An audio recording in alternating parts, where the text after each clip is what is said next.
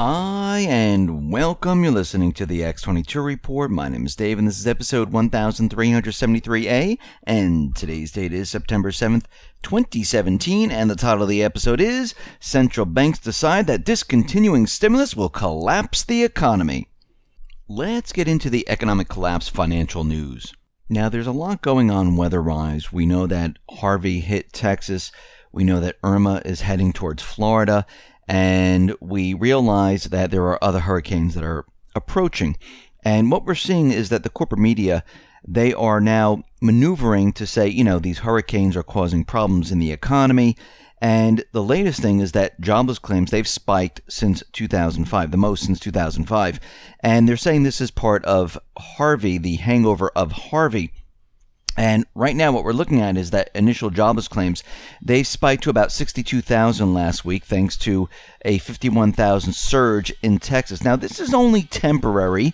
This is not going to be permanent, as we can see that, once Texas gets on its feet and once Irma passes through Florida, yes, for a short period of time, things will happen. But again, the initial jobless claims, this has been manipulated all along. There really is nothing true about it. Just like the unemployment numbers, these are completely manipulated.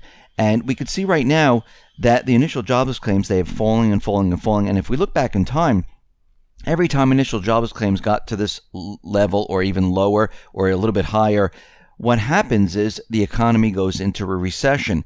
And basically this is where we're headed, because we've been looking at all the economic indicators. We've been looking at what has been going on. And we can see that retail, well, it is getting hammered. Right now, Toys R Us, well, they've hired a bankruptcy law firm. And this law firm is Kirkland and Ellis. And they are a bankruptcy and restructuring practice. And they are the leader in the booming bankruptcy and restructuring industry. And right now, Toys R Us has about 1,694 stores globally. They have about $5.2 billion in long-term debt. And what we're looking at is that they are losing sales. Now, again, they have an online presence. This has nothing to do with online sales. What this has to do with is that the people, they don't have the extra funds to spend on toys. That's basically what it is. And right now, sales, they are down by 15%. Now, the company needs to restructure its debts, particularly $400 million that is coming due in 2018. And a bankruptcy filing is one of the options. And we see this happening to a lot of the retail market where stores are saying, something, we just can't make ends meet. We don't have the sales. And that's one thing that you can't fake. You can't fake sales. It's either you have sales or you don't have sales. Earnings, buying back stocks and manipulating your accounting numbers, you can do that. But sales and revenue, very difficult to do. And this is where corporations are starting to get into trouble because their sales are just not there. Now, we talk about the housing market, and we know there's many, many bubbles all over the place. And the U.S. Department of Housing and Urban Development suggests that you spend no more than 30% of your annual budget on housing costs, as it could put you and your family at greater risk of being unable to afford other necessities. Now, this is the rule of thumb that you're supposed to use. And we know that during the 2008 crisis, well, basically, that didn't happen. People were basically spending a lot more. Their mortgages were very high. And it seems like we're back in that same exact position. When we look at this website, howmuch.net, they're saying that the average American family spends roughly $57,000 per year and have thrown caution to the wind with housing costs eating up nearly 33% of their annual budget. So they're saying in all, there are about 40 million houses, or about 1/3, that are occupied by people who can't afford them. And what's very interesting about all of this is, where are most of these homes located? Well, they're located in the 20 cities where they're blowing up these bubbles. Remember, all those people that purchased their homes at the height of the market back in 2008, most of those people are underwater right now, where they've never reached the same exact level of where they purchased their house. They have mortgages that are very, very high, and most of them are completely underwater. So what we're seeing right now is that we're headed down the same exact path. Now, data from Harvard found that over 18 million households are currently stuck spending more than 50% of their annual income on housing, which is up 35% compared to 2001 levels. And we can see at this point that we are in a bit of trouble here because incomes are going down. And as incomes continually slide and as more and more people lose their jobs, this is going to be a major problem. Now, something very interesting about all this is this also has to do with renters, because right now the report is saying that more than 11 million renter households pay at least half of their incomes for housing. So we can see that we are headed to a point where a lot of individuals, they're going to be in trouble just like they were back in 2008. Now, the central banks, they are looking at the economy. We know we have very low interest rates. We know that they're continuing with stimulus. They have not stopped this whatsoever.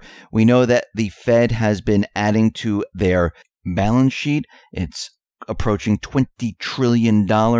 And we can see right now that the central banks, they understand and they realize if they stop stimulus, the economy is going to collapse. And this is why they haven't stopped it. This is why they haven't raised interest rates. This is why interest rates are in the negative territory. Now, the ECB, they have kept their 3 key rates and their pace of QE completely unchanged. And they've come out with their statement, and they're saying that they're not going to stop this until maybe 2018. Now, of course, they always push this off into the future, making everyone think that this is when they're going to stop it, but they cannot stop the pace of stimulus. If the central banks start to raise rates and they stop the stimulus, the economy is doomed. They know this. This is why it has not stopped. This is why the Fed is continually adding to their balance sheet, because they realize that we're headed towards a major collapse of the system. And if they stop stimulus now and everyone realizes that they're stopping and they start raising interest rates and the economy collapses, everyone is going to blame them. So at this point, they understand what is happening. Now, something very interesting. Now, this is not published widely over the corporate media because they really don't want you to know about gold. And this is an insurance policy against the economy coming down, about also the fiat dollar collapsing. But Goldman Sachs was out there. And they are saying that physical gold is the true currency of last resort. Gold is a hedge against geopolitical risks when the event leads to a debasement of the dollar.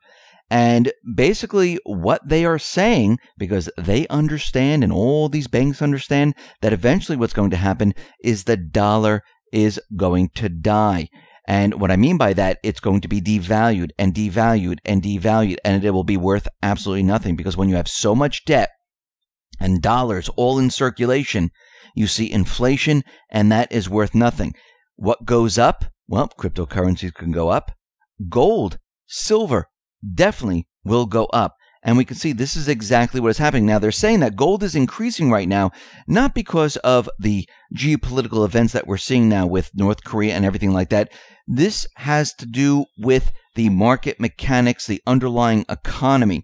So what we're seeing right now is these banks, they understand, and they've been accumulating a lot of gold, a lot of silver. Don't be fooled by this. Central banks have been accumulating gold and silver. Countries have been accumulating gold and silver because they realize and they understand that the dollar is not going to last. Now, James Rickards was out there, and he's been talking about cryptocurrencies.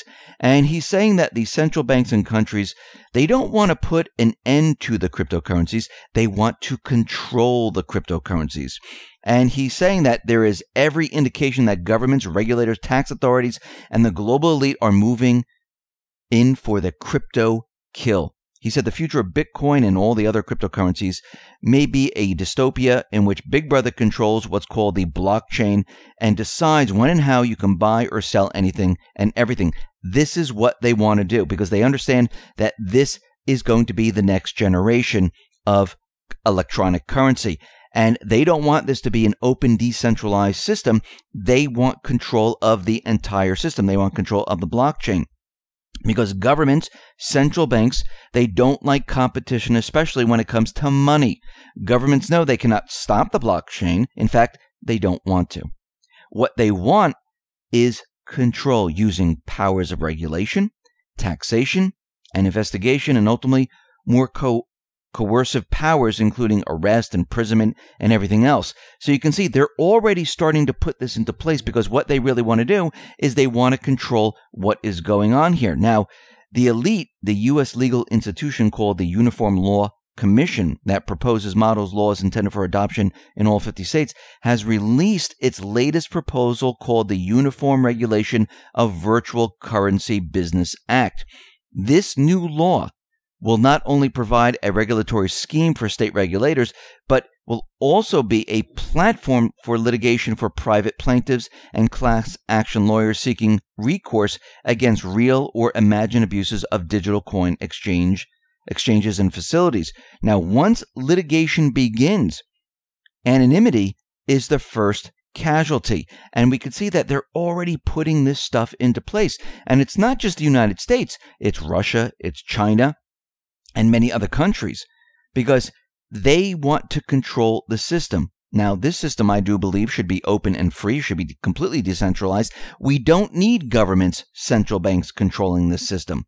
Just like the internet, it works much better when it's open and free, when Google or YouTube, which is part of Google, the government, the FCC, the UN starts to get involved. This is when things are being censored. This is when things are being blocked. This is when everything is being controlled. So what we're seeing right now is they want control of the blockchain technology.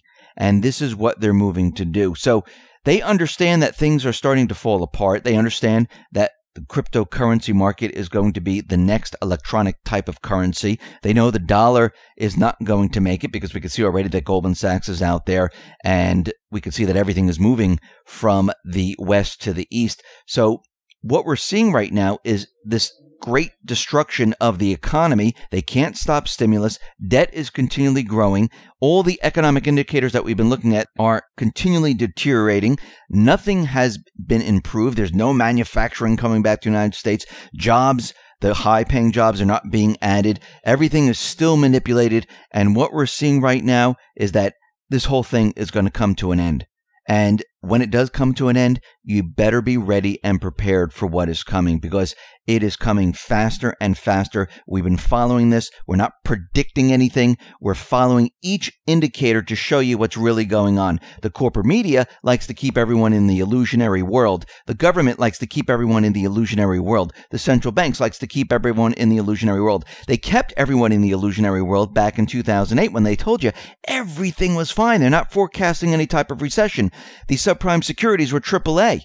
But we come to find out that was all a lie. And right now, we are looking into every aspect of the economy, showing that basically we're already in a recession. Again, they're not going to admit this until much, much later. So we are headed to a major collapse. You need to get ready. You need to get prepared, because it's almost upon us. Listen, everyone, thanks a lot for listening. Be well, be safe, and especially be prepared. Thanks a lot.